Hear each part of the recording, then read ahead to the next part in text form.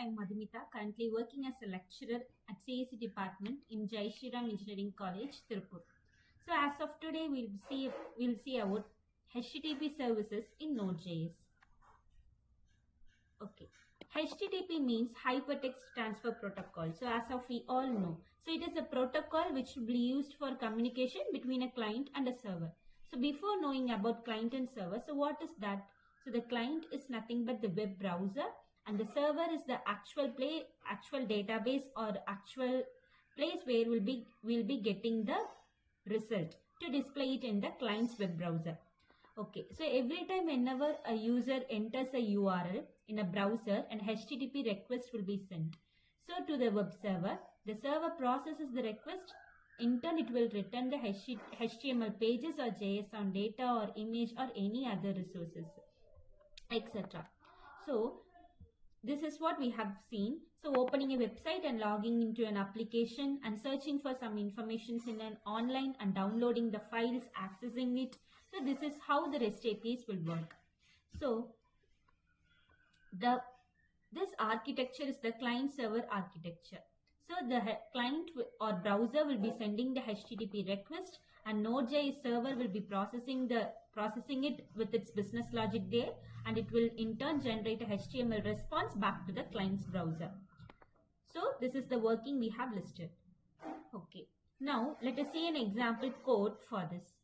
So first of all, the const HTTP equal to required of HTTP. So before we are writing the code, we have to create a node project. So here I have done a lesson 1 as a folder, and inside that I have created node modules. So what's the basic command is that npm init -y. So this is the command for creating a node project. Then if we have created that, we'll be having the node modules file, and we can create a simple .js file. So I have kept as http status code.js. So here const is nothing but the keyword we'll be using. This is the variable name. So we have whenever we have to use any modules, we'll be using require function in JavaScript. So here I have given require of HTTP. So whenever we can see here, it is used to import the modules in JSON and local files. So whenever we have to import it, we'll be using require in JavaScript, and I have stored it in variable server. So in order to create a server, so in this HTTP module, we will be having a method create server. So I have created another variable server, and using this variable name, I'm accessing the functions inside this HTTP. So create server. So server will be having a request and a response. So we are having HTTP methods like get, put, post and delete. So get is nothing but we are just retrieving the data from a database. So here I didn't have connected any database. So the first is request method is get. So whenever I give request method equal to get in Postman. So we all know Postman is a API testing tool. So this is how we'll be testing. If we click on new, it will ask for HTTP. When you click on that, this will be the page. So you have to choose get, and the server is running in the port. We can see here the server listens in the port 3000.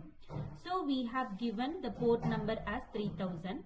So when I click on send, it will give request fetching data. We can see here, right?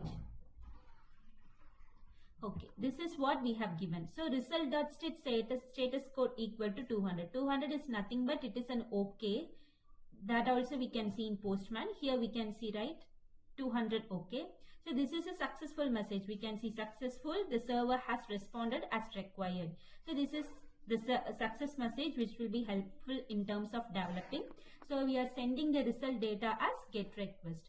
So the next is else if condition. If the request method is post, we can check it also in the Postman. When we change the method to post and I click on send, so we'll be having post request creating a new data. And here also we are setting the status code as 200 OK. So as like that, the next method will be put. Put is for just updating the existing data. So here I haven't connected to any database. Just to show how it is working, I have done it. So here we can change the method as put, and we have given the port number and we have clicked the send. So it is resulting as put request updating the data. So the next is the delete. So delete is for deleting the data. So as like that, we can change to delete, and if we click on send, the data delete request, and we can see the status code. The next is else condition. So whatever else we are giving, the status code will be 405, which is not allowed. So this will be the result. So whenever I have given some other data like head or some patch request, so it is displaying as not allowed, and 405 method not allowed. So this is how we'll be keeping the status code, and this is how we'll be keeping the result data here. And at last, the server.listen. So in order to make the server run, we have to give the method server.listen and the port number. We have to give as 3000. So it will run in the particular port, and we have used console.log here so that we can see here, right, server is running in 3000. So it will be a message for a developer that the application is running.